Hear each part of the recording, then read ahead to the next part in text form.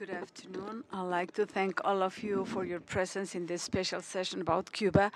Last year in our regional meeting that took place in Mexico in 2015, we had the participation of Minister Lina Pedraza, Minister of Finances of Cuba, and the Director of International Investments, Deborah Rivas. This year, we count on the presence of the Minister, Rodrigo Malmierca Díaz, Minister of Trade and International Investments. Welcome, Minister. Welcome, Deborah. We also have with us in our panel the Minister of Trade, Tourism and Investments of Colombia, María Claudia Lacouture. Welcome, Minister, and the Executive Director of CEPAL, Alicia Bárcena. Welcome, all of you. Before we start, I would like to show a video tape that was given to us from the Cuban government to share with you. If you please show the video.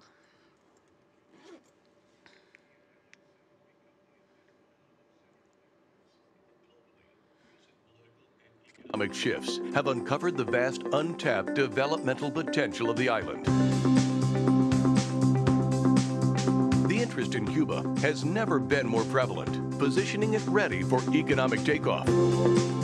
Covering a total area of nearly 110,000 square meters, with a population of close to 12 million, Cuba is on the rise.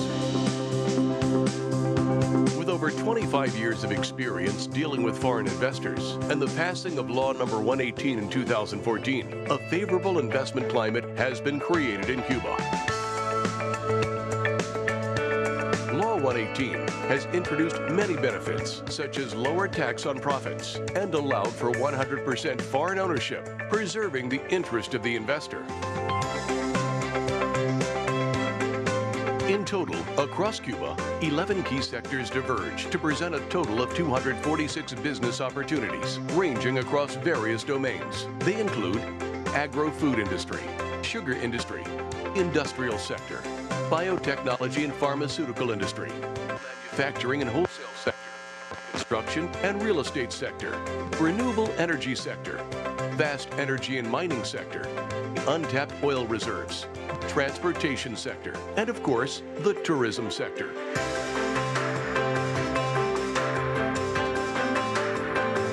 With a booming foundation put in place, the growth and development in Cuba is inevitable in the coming years. Share the vision. Be part of the future. Invest in Cuba today. Very much for sharing. Quisiera comenzar preguntando. I would like to start by asking the minister this morning, two very important agreements were signed between the Colombian government and the Cuban government to promote trade, to promote investments, and the cooperation amongst the promotion agencies of both countries. Minister Lacouture, what is expected from these agreements? What is the impact that you perceive for Colombia and for Cuba after signing these agreements? Thank you, Marisol, for the invitation to this panel. I'd like to welcome Minister Malmierca and Madame Bárcena, and also Madame Rivas, for being here in Colombia. Welcome, all of you, and I hope you've had and continue having a very pleasant stay in Medellin, where you've not only seen the Intercontinental Hotel, but also that we've been able to show you a little bit more of what Colombia is, this new Colombia that is being transformed. We've been having a relationship with Cuba for several years. As a matter of fact, in the past years, we have been working from the Ministry of Trade and Tourism in looking to strengthen the relationships with Cuba. And the main reason being is because we had a very nice trade long time ago. All the trade was coming out of Cartagena and went through the Havana at the colony times, where we complemented many of the actions that took place at that time. Now we see the need also to add something to that trade, not only with the industries that we can at present invite you to participate in this internationalization, but also those that have to do with Cuba and other countries in the Caribbean. If you look at Colombia especially, within the internationalization, our relationship with the Caribbean countries is quite limited. There are no commercial or trade agreements that allow us to strengthen that relationship. And we wanted, one way or the other, to start with that process with Cuba.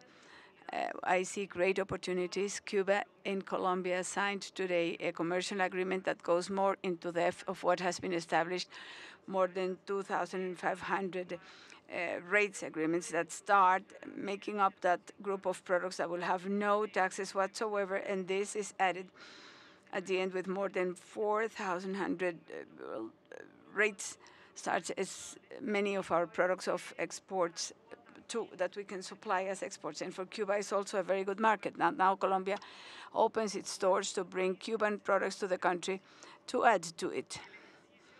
The exercise of this agreement is going to bring many benefits. The first one being, of course, a commercial benefit that is going to go more into depth and will produce development for the Colombian companies and Cuban companies through internationalization.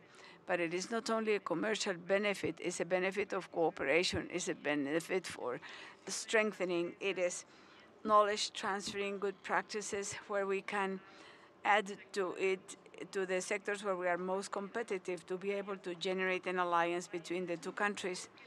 It is to create a commercial circuit as well in the Caribbean that today we don't have, and that we can strengthen. And additional to it is to build at longer term with agreements related to tourism, to see opportunities in other subjects that are also important for international trade, for Cuba as well as for Colombia.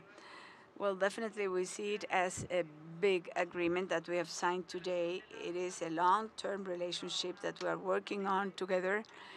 And indeed, it is going to be a benefit for all the entrepreneurs in Colombia as well as in Cuba to grow through that internationalization. And with everything that we see what is happening in Cuba, for sure there will be also an important increase in the demand, where most probably the Colombian products are also going to be consumed in the country. And at the same time of this important commercial agreement with a tool of cooperation between the two agencies, I imagine that you are creating incentives also in the private sector to be able to use this commercial opening that is being provided through after this new agreement. Yes, I think one of the big challenges that we have between the two governments is to promote a dialogue with the entrepreneurs community. It is a very important job ahead of us. We have to do it together, not only in the process of understanding the products that where there is opportunity, but also in each one of the logistics conditions and everything that goes with this commercial process. And for that, an agreement between both agencies was signed in order to look for this agreement to have a fast implementation. We were coordinating with the minister together in order for, in the second semester of this year, to have a mission of Colombian entrepreneurs that accompany us to Cuba to sit down with the Cuban and the government and in Cuba to begin with the implementation process. At the same time, it is a subject of training, knowledge, and facilitation between both governments to make this trade work, grow, and to generate benefits for both countries. Excellent. Thank you, Minister. Wish you lots of success in the implementation of these agreements.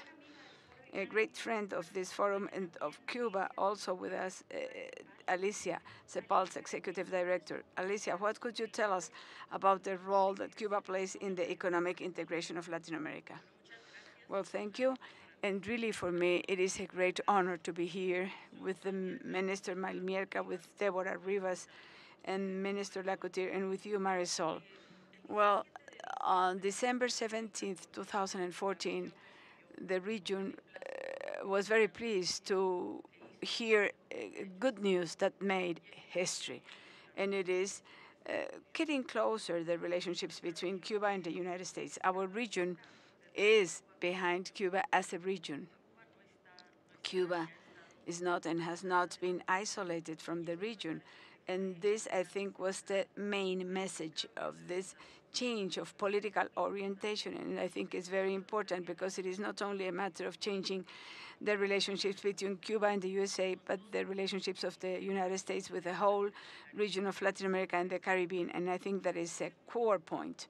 Second, I believe that Cuba has contributed in a very important way, not only to the regional integration, but also to everything what United Nations means and its values. It is a country that does determine, and that binds us a lot to Cuba, that says, and its economic model is based on the equality of rights and opportunities, not necessarily in the, but President Castro has said it is not trying to be equal, all of us, but equal rights for all. It is a country that, for example, has complied 100% with the objectives of the Millennium Development Objectives. Maybe it's one of the only countries of the region that has been able to comply with each and every one of them. And was also able to get things beyond what the rest of the region has achieved in social matters and training people. Just some topics that I think are very relevant to mention. Cuba, since many years ago, but we could say it has a 95% of coverage of water and health. Imagine the social expenses of Cuba with regards to education is 18%. Health is 14%, social security 10%. Destinum 45% of the total public expenses to this type of amount. What is the result of having made history with this? Well, the result is that they have a highly well-educated population. I would say a very well-trained labor population under very good conditions. And when the foreign investments are going to arrive to a country, what they look at least for is three things. Market. Cuba is not a large market, it's only 11 million. Second, looks for technology, people who are well trained, and that Cuba has areas where they can innovate. And third, geographic proximity or being close to the others. And Cuba also offers that because of Mariel Harbor and its location. It has the best location or the worst location, depending upon the historical moments. But anyway, better located now. What is what I believe that is very interesting to learn from Cuba? Well, we have accompanied the Cuban process from the very beginning, since many years ago. But in 2011, Cuba started with a process, they call it updating their economic model. And they call it updating because it is not a change in the economic model. And it does coincide with what CEPAL has seen, that the world context, the economic growth is just has not made progress. Almost all countries have made adjustment policies. The role of the state is very important, as well as the role of the market. But the markets are just a result. And I think what Cuba is doing today in this updating their economic model is precisely that. In the 313 guidelines that were published in April 2011, to try to join or to see what are the big economic disbalances and structural problems of the country. And in these guidelines, they take as a main objective, as I said, we have accompanied this process, and it is how to develop and potentiate the productive strength and to achieve structural transformations. All our countries in Latin America want to have the same. Sorry? No, we all want to transform our structures. The difference being is that in the other countries of Latin America, we do it from the lack of equity, a productive mass, and the non-well prepared and educated labor population. But Cuba is producing these structure changes from the optics of equity, equality, and the population with people that are well organized, well educated, and have a great scientific and technological development. It has to be able to expand the non-government sector. That's what we're going to be talking about. Opening to direct foreign investments that they, in the new law, June 2014, open it to new sectors, to all sectors, I would say, except for three, if I'm not wrong: health, military scope, and education. Those are the three big strategic sectors that Cuba keeps for himself, and the other countries also. I mean, military, health, and education should be very strategic sectors in all countries. So I think there we have a lot to learn. I also believe that deregulation of the real estate market has brought to Cuba a lot of progress, as we saw there. If you go to Cuba today after several years, you will notice that Cuba is undergoing changes. Those of you who have not been there, please go soon, because Cuba is having impressive urban changes and very important. Tourism simply has turned into one of the most dynamic sectors, and maybe what has affected Cuba most in the past years has been the drop of the nickel. And another important thing that I'd like to mention here, 20% of Cuban imports goes to importing food. That is one of the most strategic sectors of Cuba. Food production, because Cuba is importing today around 1,800 million US dollars of food. And I think that is very important. But to close, I would say one thing. What has been the role of Cuba in the region? A very important role, because it always reminds us that social issues are very important, that we are all working for equality and equity of rights and opportunities. It reminds us that well-prepared and educated people are the key for the future. So from Cuba, we have learned many things, and amongst the most important ones for me, we have learned that it is a country with a lot of solidarity, well-educated people, and wishing to transform their society, to welcome the market, but forcing something which is core, and it is concentration. It's not that they don't want to change their forms of property, but that property should not be concentrated in just a couple of hands. Thank you, Alicia. Very important, your comments. We appreciate them. Before we go to the minister and to Deborah, I'd like just to make you notice that on the screens you see the email where you can contact us, send our questions. We're already getting some questions also from the public out of this room. And we are going to leave them for the end, some time for questions and answers. So I kindly invite you. Alicia, yes, I have to say one thing before. I'm sorry. Excuse me. It's very important. I like to remove a myth about something. And many people ask me. That's why I want to do it. Getting closer, USA and Cuba is not finished with just a blockage, and that is very important. Cuba cannot make money transactions in US dollars. It is a terrible barrier, a terrible obstacle, and I think it's very important. President Obama has made huge efforts to remove those barriers that are under his responsibility, but the colleagues that are with us today have to know that it continues to be a very bad problem, this blockage.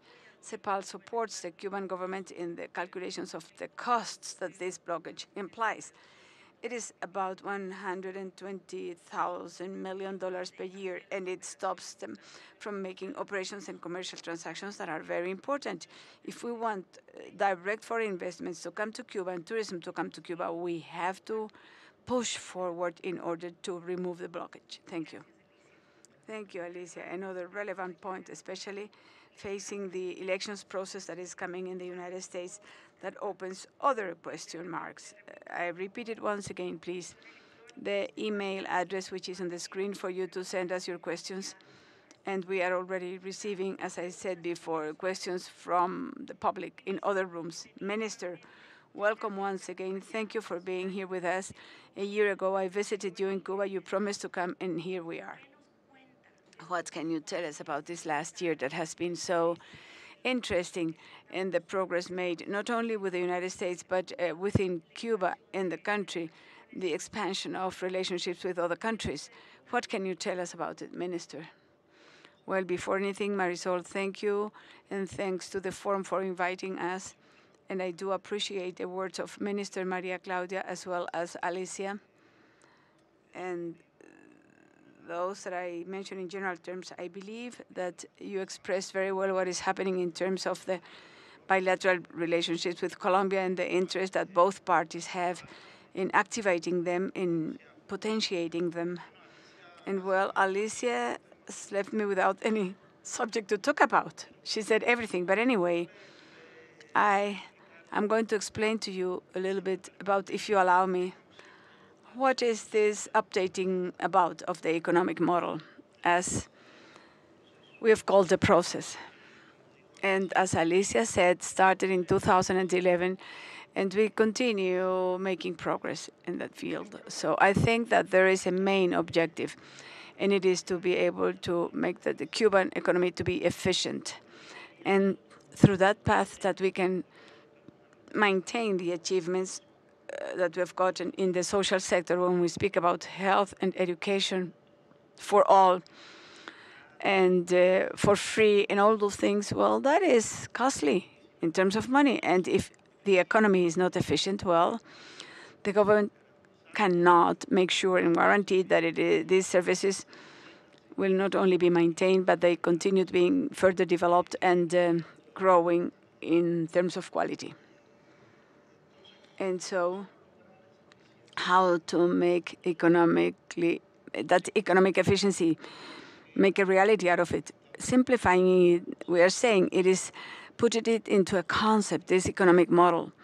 It is a document that it is not so big as those that CEPAL issues, but a very little tiny document, and that has to do more from the academic point of view, that there is already one first version of the document, and now we are discussing it with the population.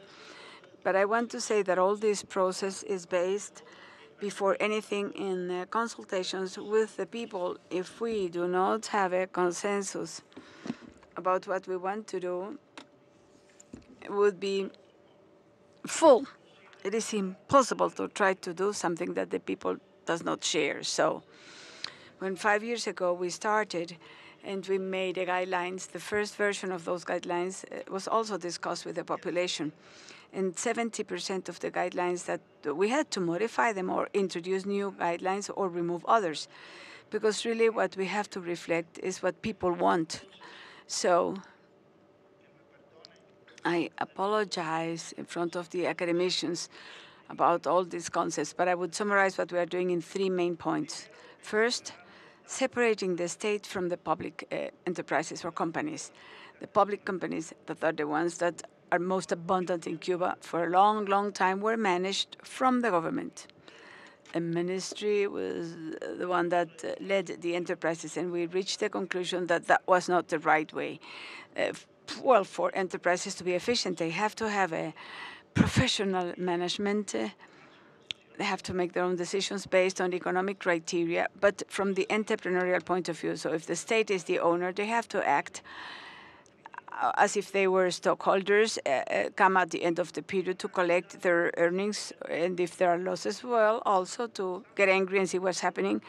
But it cannot every single day manage the enterprise, the company. This is a process that we already started, and we think that at medium or long term it will help us a lot to achieve efficiency in the economy. The second abutment would be opening to the markets and opening the market. We think that there is a whole series of activities of production and services that, without going to capital concentration, as Alicia mentioned, can also help the economy to be more efficient. It doesn't make any sense, for example, for a restaurant to be managed by a public company, or that a barber shop is a public server. It doesn't make any sense at all. All those things we have been changing and updating in the past years, and we will continue doing it. There are many, many activities, I repeated, of production of services, even some important services such as public transportation, where we are now giving opportunities also to the private sector, the cooperatives, and so, well, the small and medium enterprises. And the third abutment would be foreign investments. We think that foreign investments are necessary. We do not generate enough savings national level as to be able to have the rates of accrual that are necessary for growth to be dynamic and to take it to a real economic development. So all this that we are doing now from domestic point of view also takes us to a new insertion of Cuba in the, oh, there's a fly here, a Colombian fly that wants to bother me.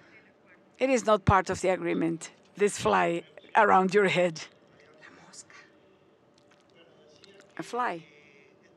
This new international insertion has to do with these possibilities that are open to us, but also with our firm wish of not depending upon just one market. That has been the history of the Cuban economy. We've always depended upon a market. The Spanish colonies, or when we wanted to reach independence, there was a military intervention from the United States, so it became like a new colony, and we depended upon the United States. And then afterwards, the revolution came, but then the blockage, and then the Soviet Union came to help us, and we depended upon the Soviet Union. We do not want to repeat those experiences. We want to diversify our international economic relationships, and first of all in our region, because we think that countries such as Colombia or Mexico or the Central American countries, the Caribbean, and the rest of South America are our natural market for many things. Where there's an excellent, we can help each other and we can assist each other, and that will allow us to work together and make good businesses. And so we are projecting ourselves with that idea of diversification.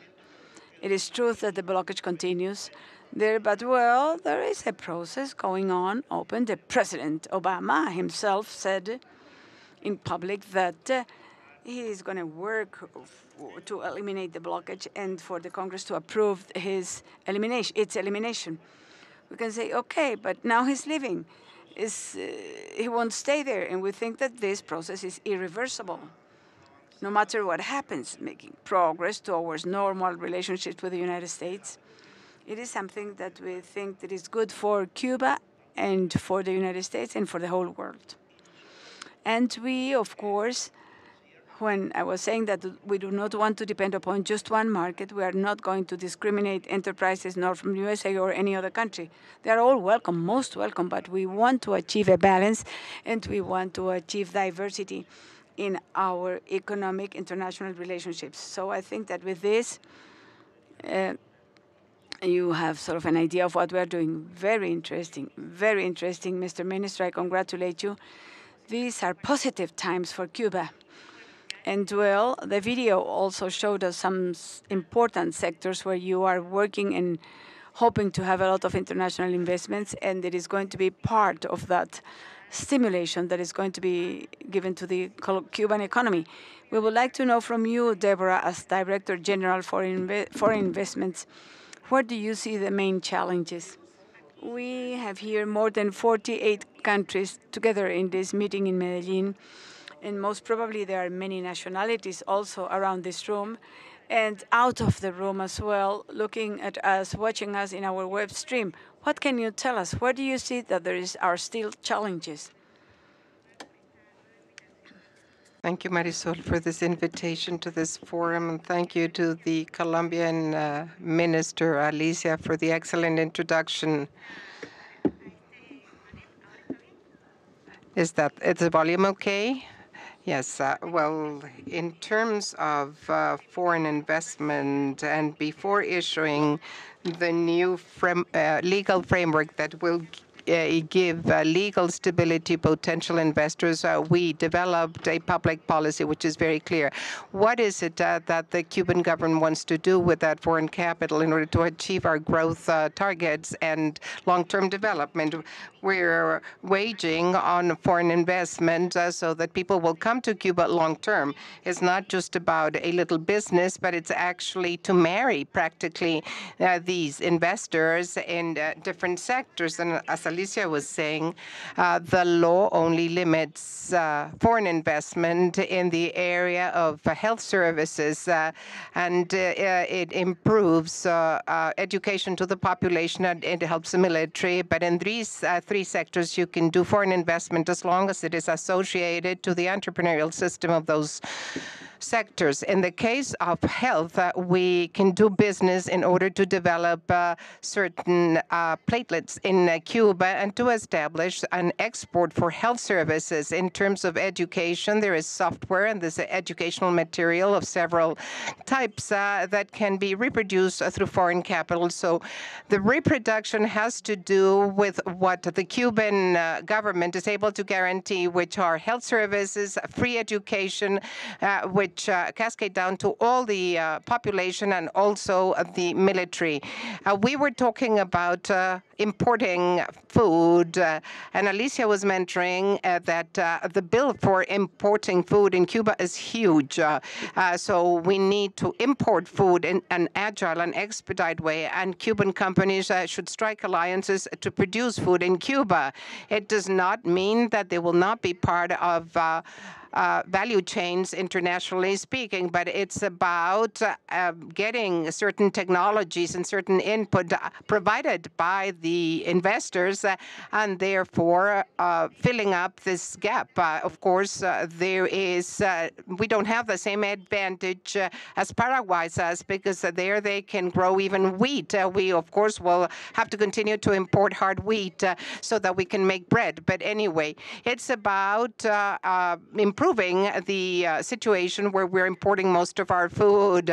We must guarantee food, enough food for our population, and this is very important for our nation. Another sector which is a huge challenge for us is the energy sector. Cuba is importing 50% of its energy, in other words, the fuel that it consumes, and we need to develop renewable sources of energy.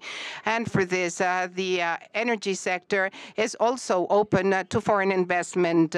How? Well, we want to produce in Cuba and guarantee the purchase of all of the power that we need that can be produced in the country through foreign capital. We have many plants where we can produce biopower, and through sugarcane we can produce electricity or power. This is one of the main challenges ahead of us in our economy.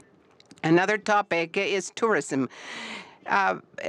Cuba is receiving 3.5 million tourists, or at least this was the number up until 2015, but we're expecting more than 4 million tourists this year. So what is it that we need to do to improve our structure to make sure that the structure is adequate for all those tourists? So we need to build hotels, golf courses. We are saying that tourists are not only looking for beach and sun. We want tourists to come and get imbued with our culture, get interested in old Havana. We want to give them holistic services. And with Colombia, we can work together with Colombia. We can develop projects jointly. This morning, the minister was saying, well, that the tourists that come to Cartagena can also go to Cuba, and the ones that go to Cuba can also come to Colombia. We can share international hotel chains, and we can share experiences. We can exchange knowledge, all within the new legal framework, which is very transparent. And Cuban companies have to acquire a capability to negotiate in a straightforward way. We have very highly qualified personnel. We are able to assimilate new technologies very quickly, but we need to be more proactive. When it comes to closing the deals, we should be able to negotiate in a more expedite way. And this is another challenge, to train this labor force in Cuba so that we can close deals through capital investment that will be responsive to all the challenges that we have in the different sectors of Cuba. There are many challenges, but we want to focus the process on some of these sectors, and we think that the companies that will participate in this forum will probably be able to share with us so that we can reach the growth targets that we have for the Cuban economy. Thank you very much, Deborah. We have many questions, but before we go into questions and answers, Minister, I would like you to talk to us about the not only the short-term development of Cuba, but also long-term goals for Cuba, like to 2030. What do you see coming for Cuba in the long term? Yes, that's a very good question. Alicia was saying, well, Cuba has met the objectives of the millennium, but now we have new objectives for 2013. This was approved by the United Nations General Assembly in September of last year. Yes, we do have a long-term vision now for Cuba. And one of the documents which together with a new economic model is now being discussed in Cuba is precisely what has to do with the basis for the development that we hope to achieve up until 2030. What are the strategic sectors and what are the cross-sectional axes for all the activities and which we must give priority to? This is a big project. We feel this is a very important part of our planning process. We believe in planning. At ECLA, ever since Previch worked on the topic intensively, well, we have been certain that it's very important to plan, but we have to plan realistically. We have to plan based on reality and based on real possibilities. We cannot say that we're going to change the matrix for power generation, or instead of 4% of renewable source energy, which is what we have today, by 2030 we might go to 24%, because no, that's not possible. Well, you know, it's just because a bureaucrat says, well, 24 looks good, but no, it's not about just estimating. We know it's 24 because we've studied this, because we have tangible facts, and we know exactly where the wind power, the parks powered by wind, where they're going to be. We know where these wind parks are going to be. We have sun, but not all the time, and where we can use biomass, and whether we're going to use it only from sugarcane, using the bagasse, or are we going to also be using forest resources or rainforest resources, or are we going to use solid waste in order to generate power? Well, all this is being studied, and we're doing it for each strategic sector for the development of our economy. We're also, of course, studying the tourist sector, because not only do we have natural conditions and geographical conditions to develop the tourist industry, but we also want to make sure that the tourism that comes to Cuba will be healthy tourism, tourism which is aware of the environment. And for this, we need to identify the development poles, and we are working through a long-term vision, and we're taking all this very seriously. Thank you very much, Mr. Minister. We have several questions from the audience. I have two questions which are very specific. One goes as follows. Which are the steps that I must take in order to buy property in Havana? I'm a potential investor in the group, so what are the steps that an investor needs to take in order to buy property in Havana? This is a very good question, but it's not so easy to buy property in Havana. The properties in Havana are not really being sold, not easily anyway. In our constitution, we have a precept which is that the land belongs to the state. So if we're going to do a real estate investment, as Deborah was explaining, you can only use the land for a certain amount of years, like 99 years, for instance, and then you can renew this contract for another 99 years, but you cannot actually buy the land. The land can never be bought. Now, whatever you do on top of the land, if you build a house or if you buy an apartment, that belongs to you. That you will be the owner for a lifetime. But we must keep this in mind. You buy what's on top of the land, but you don't buy the land itself. So it's not about just buying a house to live in. Perhaps people will want to buy a business or a commercial property.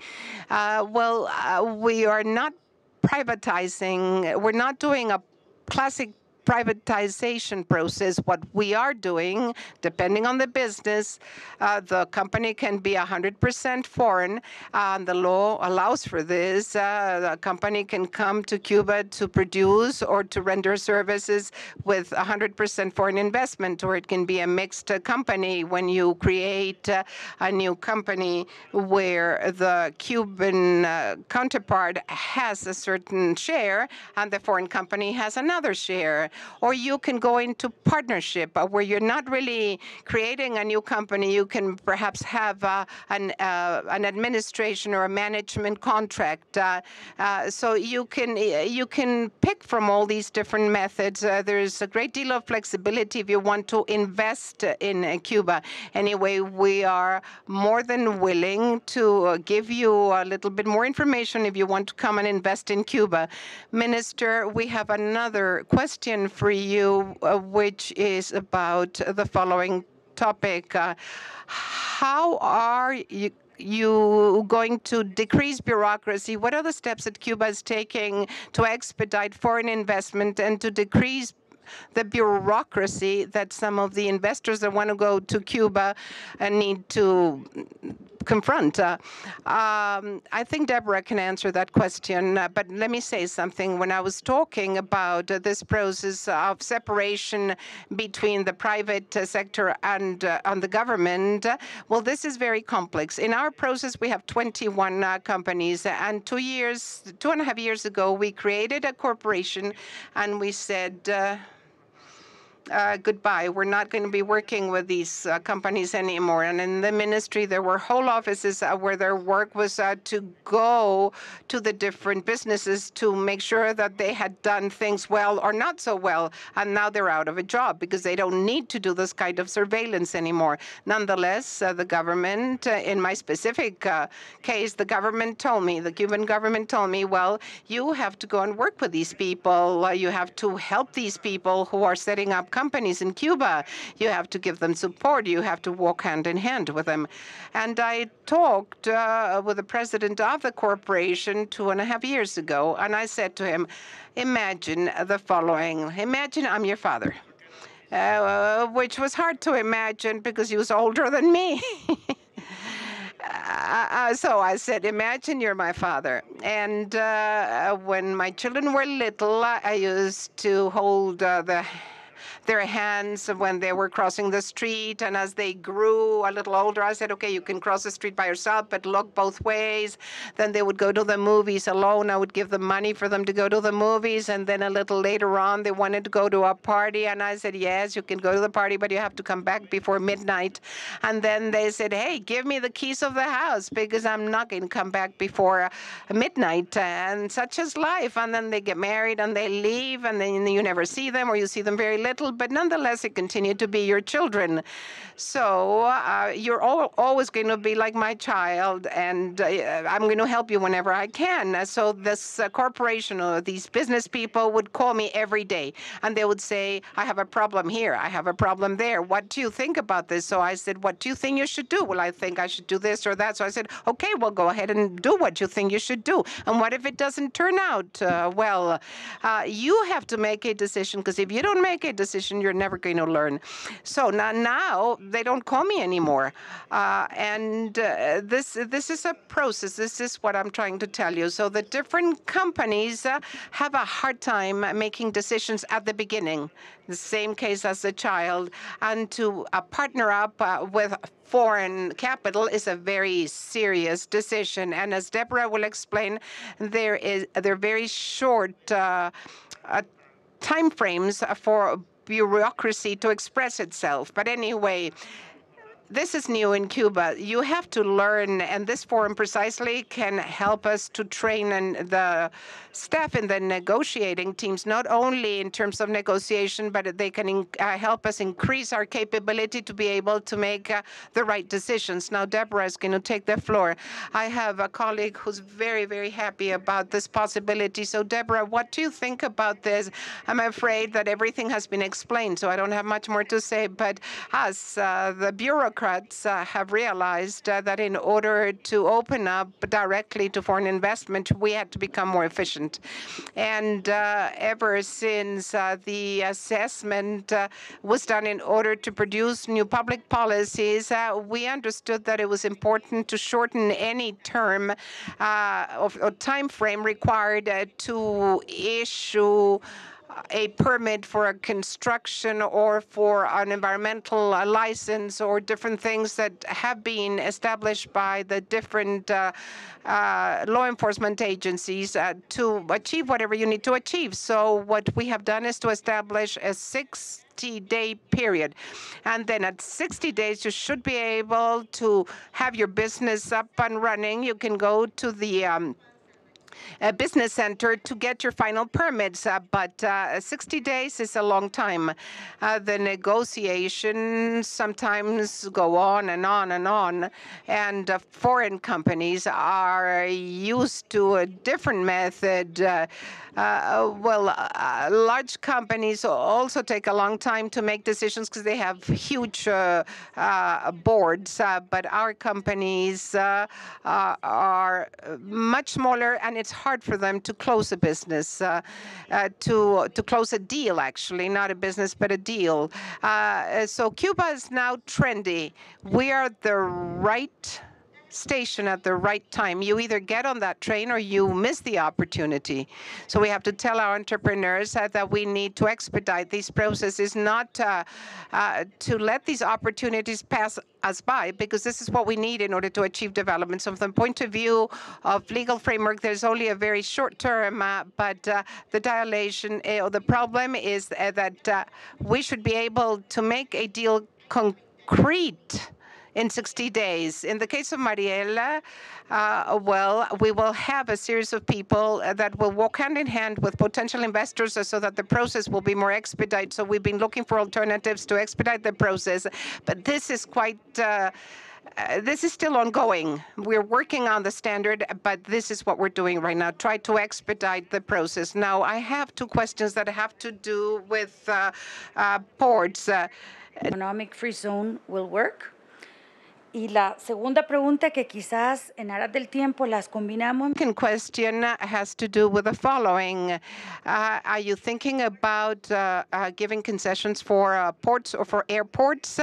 Yes, this is a good question. I understood it also in English, but I will answer it in Spanish because, of course, you're getting the translation, so I don't think it's a problem if I answer in Spanish. I'm going to start with the Mariela port. Mariela was a strategic investment that we did.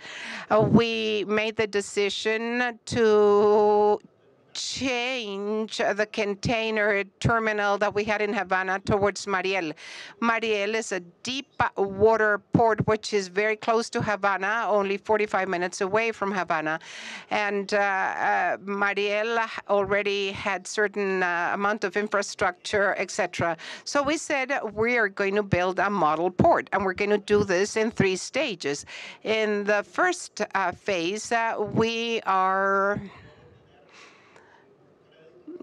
going to make sure that we can pay back our loan because we got a loan to build a port, and we're going to return this money thanks to the efficient work that we're going to be doing in Mariela because we're improving the logistics and the cranes are much more modern, etc.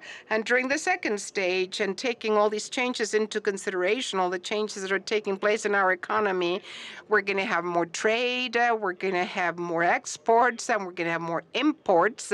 So the port will be more active, and the economic feasibility will be much better, so that will allow us to move to the second stage. And then once we no longer have the U.S. blockage, then we could turn this deep-water port into something else. The Panama Canal will be inaugurating its expansion. Then the large ships can go to Panama. They can come also to Cuba because we can actually distribute all the crates throughout the region. I'm not revealing a secret here, but I want to tell you that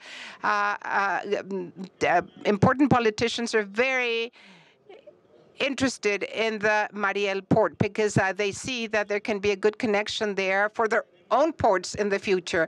So we already have the port. Now we need an operator for the port. And this will be the Port Authority of Singapore that is coming to manage this port. And this is a very famous and well-prestiged company. They know how to manage ports. So we have hired them to manage the port during the first stage. So if we have all this, I said, well, we have invested in the infrastructure, so now let us build a special development zone around the port. This is not the classic duty-free zone, which you can see in different places of Latin America. This is rather an area where what we want is to bring capital, attract capital, so that we can invest that capital and add value to it. We will give incentives to the investors. Let's say that the tax on profits might be X. Well, we will give 8 years of tax exemptions, but in Mariel we'll improve that deal and we'll offer 10. And if the benefits, let's say, normally are 10% in Mariel, you'll get 12% profits. So we're doing what we can to attract investors towards the Mariel port. Of course, it's a long-term project. Mariel is a very special zone, and it has 465 square kilometers. If my memory does not betray me, I think it's 465.4 to be exact. So what I want to say is this is huge. And now we are developing only 1/10 of this area. We're talking about 50 square kilometers, which is what surrounds the port. This is how we are beginning. And now we can also say that we could have a contract to administer a port. Yes, we've done this in Mariel. We can also do it elsewhere. We can do this in order to manage an airport. Yes, the Havana airport now, because tourism is growing, is needing an expansion. It needs to be modernized as well. And Marisol says that yes, because she's been there and it takes forever for her luggage to come out. So she knows that we need to modernize our airport. So what have we done? We pitched the idea and we've said, this is what we want to do. We want to expand. We want to modernize the Havana airport. More than 20 entrepreneurs from all over the place came to Cuba. They came from Asia. They came, not from Africa. They didn't come from Africa, but they did come from Asia, from the Middle East, from Latin America, from Europe, from the United States, because they wanted, they were interested in managing the airport. And at the end, the company that manages the airports selected 5 bidders, and out of those 5 are currently negotiating, and I think in just a few weeks we will know who won that bid. And the winner will not only be responsible for financing and for building and for bringing technology, but then they will also be responsible to manage the Havana airport. So what I'm trying to say is that all these possibilities are feasible in Havana. Thank you, Minister. We're out of time. I'm sorry. We have many more questions, but we have to go to the plenary session now, so we cannot take any more questions. But we are sure that Cuba now has a vision, has friends. We have Alicia, we have the Minister Lacouture, and the International Forum, Economic Forum. We'll all be partners in this new mission that you want to develop for your country.